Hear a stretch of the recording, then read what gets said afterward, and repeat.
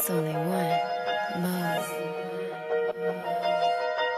Off of the podcast yesterday. I'm going through Instagram. And I'm like, damn, how we missed this yesterday? That's crazy. That would have been dope.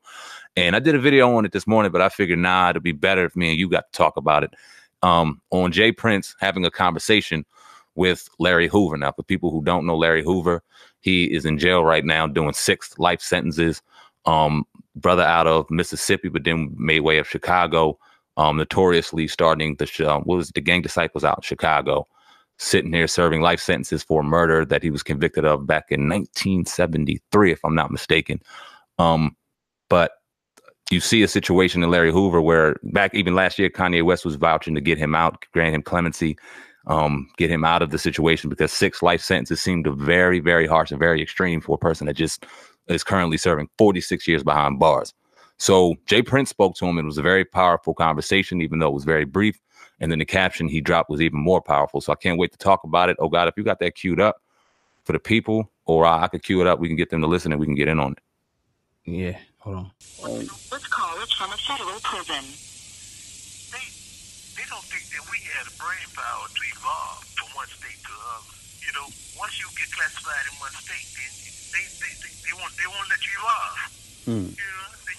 You know, I've done this and I've done that, but I'm trying to do something else now. It ain't about that, you know. Right. They act like I'm on the streets, fighting on the street corners. You know? Crazy. The shit that you did in 64 and shit. And they witnessed so many change. You know what I mean? Yeah. But I really, from the way they come at me, I think they really believe this crazy shit. Wow. They got to believe it. I think some of it they know, and some of it they just being evil. You know what I mean? Him, I could really barely hear that. I heard some of it, you know what I'm saying, but I heard the gist of it. But let me read what he said right here. Under the caption of the video, he put the conspiracy to destroy our black leaders is live and in effect in 2019. Our brother Larry Hoover is speaking from a place of experience, being incarcerated for 46 years and almost half of those years in solitary lockdown in inhumane ADX Florence Supermax Penitentiary, where slavery and human torture is still legal. Recently, Mexican drug lord El Chapo was accused of distributing billions of dollars worth of cocaine in the U.S. and sentenced to 1 life sentence.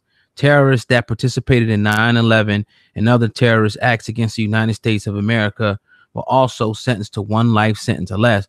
So there's an example of racism at its finest by sentencing Larry Hoover to 6 life sentences just to remind us that our lives have no value in the eyes of racist people in power. It's a hate sentence, not justice. This is why growth and development in every aspect of our culture is important. The time is now for us to unite against the strongholds that are against us. And then he puts to be continued. Jay Prince, powerful message right there, Sam, man. What's your thoughts on that? What Jay Prince said there, man. One line that says it all and captures the whole excerpt. It's a hate sentence, not justice. Now, no one is justifying what happened 46 years ago, 47 years ago. If Larry Hoover, in fact, committed murder, then Larry Hoover, like TK, deserved to sit down for a while. That's not what we're arguing. We're arguing the fact that does the punishment fit the crime? And in this society that we live in America, there's fucking laws in place to certain crimes that you commit and things that go into place. And if there happened to be a person of different color, a different race in that situation, like Jay Prince just alluded to, how terrorist attacks on 9/11, the Unabomber, these people receive lesser sentencing than a man in Chicago that committed 1 murder that they got a hold of. Now, people can say that he was a gangster, he served drugs. Hey, listen, no one's condoning his past. But let's look at the punishment. And when you look at a young TK-47 and why this also isn't so cool, is because they don't give a damn about that person you shot, and they damn sure don't give a damn about you when they throw you away and lock away the key. You talked about the things that people don't see, people that don't glamorize, the 23 hours of lockdown, the food you can't eat, the women you can't see, just their lives or your life just being in the palm of their hand to do whatever the fuck they want you to do. That ain't no way for a man to live. And when you see Larry Hoover Kanye West trying to get him out. The power that he can have on the street, they don't want him out at all. And he's a man that almost feels as though he knows the writing on the wall. He already knows his destiny. He knows that he's in there possibly for the rest of his life and some, and just got to learn from him, man. It's crazy. Yeah, like when the first thing and foremost, and when he talks about in the beginning, he says the destruction, you know what I mean, the conspiracy to destroy our black leaders. You go back to the COINTELPRO, when a lot of people, they first argument is, well, that was just a few bad cops. But it'll be my notion that is embedded into the psychology of all police officers, especially white ones, you know what I mean, and white people in general, is survival, and everybody really, but you know, survival of their race. Some people are, you know, willing to go to any lengths for survival. Some people are not. But when you talk about, you know, the black leaders and the destruction of the black leaders, it's like one thing the COINTELPRO said was they wanted to stop the rise of a black messiah. You know what I mean? Who can organize, you know what I mean? Who can you know, militarize, who can electrify people. Anybody who was deemed a black leader who can organize people, get them together, get them moving, get them thinking different. They seen as a threat, period. Somebody like Larry Hoover, they seen what he was able to do in the street. Somebody like Jay Prince, we did videos and stories. We talked about the feds being on him. Anybody who was influential, you know what I mean, in this country, it seems like they try by any means necessary, whatever means they can, to destroy them under the system. So, I mean, when you got people like Jay Prince who had agents trying to gun him down, kill him, set him up and all stuff like this, continuing to speak and say that it's real, and the fact that he got 6 life sentences, again, you made which is probably the biggest point of all, they don't want a guy like that on the street because it's cool. Again, if you know, you're destroying your people and you're using your influence and your power and your leadership skills to destroy your people. But it's like, nah, all right, Larry Hoover, he did his time. He served it.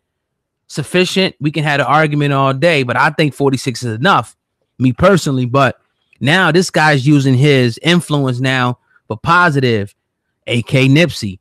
You know what I mean? We all been there. And every time it seems like they do that, it's like, all right, let's try to destroy this dude because, nah, we don't want these people really waking up like that. We just want them to consume, want them to kill still, because they keep our pockets fat when they're consuming. They keep our pockets fat when they're in and out of jail too, because we own that. We own stocks in jails, and you know, it's just a whole. We can go on and so deep in this conversation all day long. But when people like Jay Prince speak, we best listen. We best listen and take heed, man. That's a fact, and I talked about it earlier, and I'm talking about it now. When Jay Prince, I was talking about how important somebody like Jay Prince is to social media.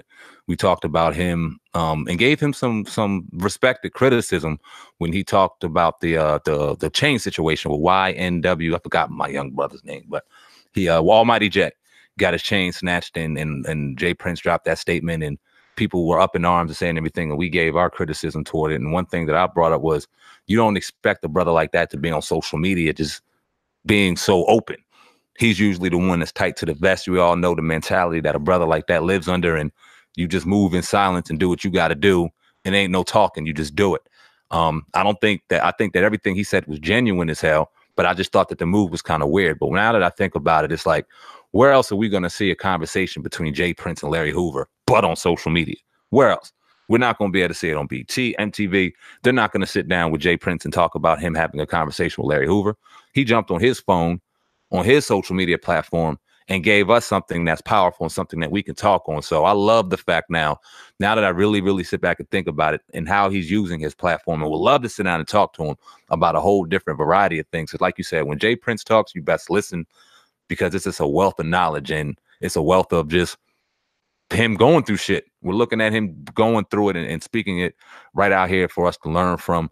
It's a shame what's going on with Larry Hoover. It's not going to be over. And if people don't get it together quick, the young rappers and the young brothers out here, it will continue to go down. When you think about the history of the police and why they were even created and brought to begin with, they weren't here to protect us.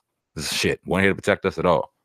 And that's why it's like, man, it's crazy. Like when people don't want you to talk about what happened in history, they say you're just complaining, but let's just look real quick. Let's just go over a quick, history check over the leaders that were those type of leaders that were targeted. What happened to them? They ended up where? You know what I mean? Dead, kill. You know what I mean? Look at Fred Hampton, look at Malcolm X, look at Martin Luther King, look at these people who were trying to enact some real change, right, wrong, or indifferent. May not agree with everything they said, but ultimately they was trying to do some good. You know what I mean? From if you study their speeches and everything. So it's just like these people end up dead, set up, and it just, to me, it doesn't stop, because like when you talk about, again, the police, these are all families, these are all bloodlines. A lot of these police departments, and it's passed down, especially like the chiefs and stuff like that, and the lieutenants and stuff. That's all family, man. So, I don't know, man. I think that is what I love about America. And even though they try to cut us a lot, when we had a freedom of speech, and we're able to have good commentary and talk about stuff like this in the open, because in some places you couldn't. You know what I mean? So I do like that about this country, man. Yeah, that's a fact. And just to close it out real quick, I'm thinking about even some of the notorious gangsters that's been in prison, Al Capone, and just a whole bunch of different, and they live like kings in that prison. They wasn't sitting there in inhumane conditions and sitting there living like slaves and all the other nonsense that we're hearing. I mean, if you want to sit there and put gang leader, the founder of a gang on him, then why he ain't treated like a notorious mobster and like a notorious gangster? He's being treated like just a third world country motherfucker, and it's a shame, man. But hey, what can you do? Hopefully he can see the light of day and talk about it. I don't know. Yeah, man. And like I said, we could probably go on for this. Could be like an hour, 2 hour. You know what I mean? We could talk about Master P's brother, man, and even the conditions that he was in. We can keep going on and on about this, man. So again, we're going to continue to keep covering these type of topics that people really don't want to deal with too much on their shows, and just keep diving in, man. But shout out to Jay Prince, and definitely free Larry Hoover. I can say that, with all certainty. Agree. Yes, sir. But you tune to the Hip Hop Uncensored podcast with your brother Old God and SamAnt, going in today on this Friday. If you're enjoying what you're listening to today, go ahead and hit that 5-star rating, tap that button, and make sure before you get out of here, you subscribe to this podcast to make sure you get all podcasts. It's only one.